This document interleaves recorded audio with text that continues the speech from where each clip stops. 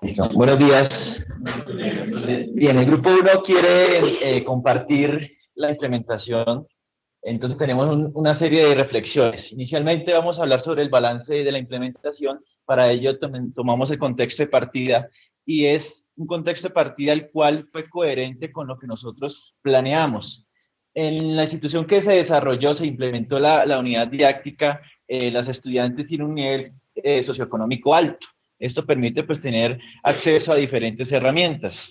Además, ellas se dirigen en su gran mayoría en una ruta escolar por la ciudad, en donde pues pensamos que debíamos tratar de incluir tareas de esa realidad. Entonces se hizo una tarea, el repartidor de pizzas, en donde pues se manejaba las calles de la ciudad y a su vez un punto del examen.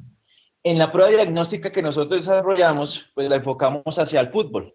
¿Sí? Pensamos que porque era Colombia y es un país en donde el fútbol es uno de los deportes más practicados, implementamos esa prueba diagnóstica. Pero creemos que pudimos mejorar esa prueba diagnóstica enfocada al golf. ¿Por qué? Porque algunas estudiantes de esa institución practican el golf y tienen idea más o menos de ese deporte. Además, el deporte golf también tiene relación con los números enteros.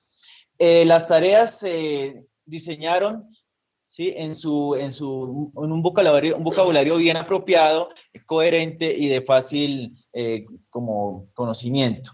La relación que existe entre los padres, profesor y estudiantes es una relación buena, ya que pues en la misma implementación se desarrolló unas actividades en grupo, en parejas, y allí hubo una buena interacción, hubo un trabajo cooperativo, afortunadamente por la misma relación que tenían las estudiantes.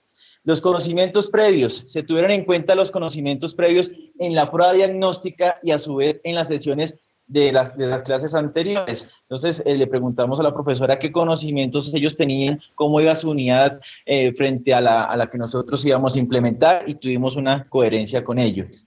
Las expectativas, pues nos basamos en los estándares que tienen relación con PISA. Siguiente. Ok, vamos a hacer un balance global de la implementación. Para ello, pues tomamos como nuestro punto de partida, además del contexto, nuestro mapa general de la adición y sustracción de números enteros. Para ello, pues tuvimos en cuenta una serie de expectativas de aprendizaje. Principalmente, pues nos basamos en los estándares del MEN, en donde trabajamos dos sobre justificar y resolver problemas. A partir de ellos, nosotros formulamos, diseñamos unos objetivos también relacionados con esos estándares. Uno habla sobre el vocabulario, otro sobre justificar procedimientos y el último sobre resolver problemas.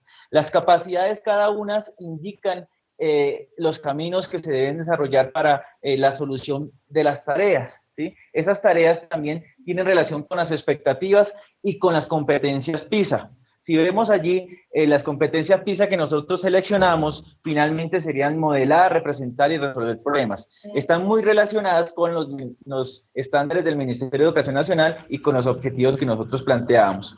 Los caminos que se desarrollan, principalmente el C15, C12, C7, C11, son una serie de capacidades que vimos en los grafos que eran comunes en la gran mayoría de las tareas. Además de los caminos de aprendizaje, nosotros diseñamos una serie de dificultades, unos errores sobre el lenguaje, sobre la operatividad, sobre la operación como tal de resolver una expresión aritmética de números enteros, y esas dificultades, si se fueran a presentar, pues planteábamos una serie de situaciones, entre ellas las preguntas y los ejemplos, en donde mediante también la sumadora, como las fichas bicolores, materiales y recursos, podían superar las dificultades que se presentaran. Entonces, lo que vemos acá es básicamente que lo que se planeó y lo que se tenía tiene una relación frente al contexto, frente a las tareas, frente a todo lo que se ha trabajado durante el análisis didáctico. Bien, hablemos de evaluación. Cuando nosotros diseñamos el modelo de evaluación, pensamos en una serie de situaciones. Vamos a calificar las actividades de clase, o sea, las tareas, ¿sí? Para eso tenemos en cuenta qué es lo que se evalúa y cómo se evalúa. Esta tablita se encuentra en la actividad 5.4. Además, tenemos en cuenta el diario del estudiante y el examen final. ¿Esto por qué? Porque obviamente cuando vamos a evaluar tenemos que tener referencia de los instrumentos que nosotros tenemos. Además de esto, tenemos también en cuenta la parte actitudinal, enfocándose y teniendo una coherencia con lo que en la institución también se trabaja, un componente actitudinal. Siguiente. Bien, ahora miremos los instrumentos de evaluación. ¿Qué instrumentos nosotros tenemos principalmente? El diario del estudiante, la utilidad y practicidad de esos instrumentos. Entonces, ¿qué pudimos nosotros recibir como información frente al diario del estudiante? Entonces, miramos qué actitud tenía el estudiante frente a las actividades, el estado de ánimo que tenía frente a ellas, las dificultades que se presentaron, una pregunta específica del tema, o sea, en cada diario había una pregunta específica del tema, y los materiales, o sea, qué pensaban ellos acerca de los materiales. Entonces, frente a los diarios del estudiante, nosotros pudimos adquirir información, recibir información respecto a todos esos aspectos. El diario del profesor nos pareció que la estructura es un poco compleja la que nosotros diseñamos, aporta en menor grado información y a su vez el tiempo de registro pues no lo tuvimos en cuenta y generaba un poquito más de complicación frente a esto. Entonces pensamos que esta estructura, este formato se puede modificar sin tantas situaciones allá, sin tantos elementos. El cuestionario de evaluación, ¿qué información nos da? Pues nos da una opinión que tienen los estudiantes sobre la unidad didáctica, ¿sí? Sobre específicamente el aprendizaje, la enseñanza y la autoevaluación. Este cuestionario se diseñó para los 3 objetivos, cada uno con su aprendizaje, enseñanza y autoevaluación, por lo tanto, creemos que nos dan una información suficiente, excepto que no colocamos ninguna pregunta de tipo actitudinal y en alguna actividad se nos presentó una dificultad frente a ello.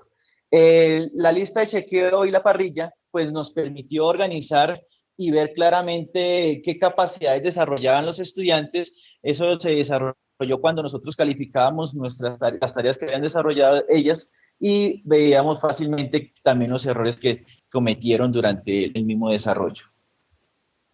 ¿Qué modificaciones significativas encontramos? Vamos a ver, entonces, de acuerdo a el contenido, no modificamos ningún contenido, lo propuesto en la actividad 2.4 y en la 5.4 y en la implementación se desarrolló como se había planeado.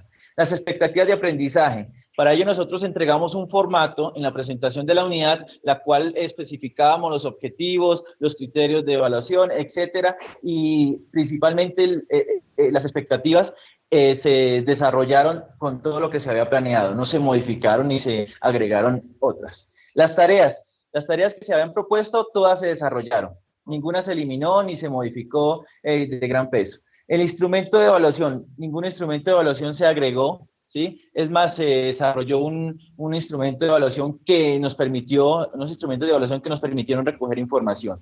Las actividades se desarrollaron sin mayores dificultades. Además, se puede constatar en los desempeños obtenidos de la unidad didáctica. Por lo tanto, creemos que no tenemos modificaciones significativas. Los cambios menores. Frente a los cambios menores, pues vamos a hablar de 3 criterios que son los tiempos. Entonces, para ello, miramos que la puesta en común fue la que se cambió. ¿Sí? La puesta en común no la alcanzamos a desarrollar. Esta puesta en común, pues sencillamente en la primera sesión no la pudimos, entonces se aplazó para la segunda sesión. Por situaciones ajenas a nuestra disposición, más que todo por fechas de la institución, entonces se cambió el cronograma general. Las orientaciones, agregamos orientaciones sobre el uso de materiales y en la última tarea del repartidor de pizzas tocó dar algunas precisiones respecto a los términos empleados. Los materiales, cambiamos un material de acuerdo a la situación porque se cambió unos datos de una tarea y en una tarea no se manejó unos materiales. Por ejemplo, en la sesión 0, donde fue la presentación de la unidad didáctica y la aplicación de la prueba diagnóstica, se desarrolló parcialmente. ¿Por qué? Porque únicamente se modificó una parte de forma en la parte de la prueba diagnóstica. Siguiente. En la sesión 1, también se desarrolló parcialmente, ¿sí? La cual tuvimos la puesta en común, lo que mencionaba anteriormente, se tuvo que desarrollar en la sesión posterior. Además, en esta tarea, que es del Lucho el ciclista, pues pusimos primero una serie de datos y esos datos los modificamos. Pensamos que eran datos en donde era muy directo el procedimiento, entonces lo que hicimos fue agregar alguna serie de instrucciones relativas. Cuando se modificó las instrucciones, los datos, entonces la sumadora de enteros, que es el material de las tres rectas, en donde unidas, dos sumandos, entonces va a dar el tercero, que es el resultado. Allí también te puedo modificarlo para que las estudiantes pues, la pudieran ver más claramente. Y a su vez,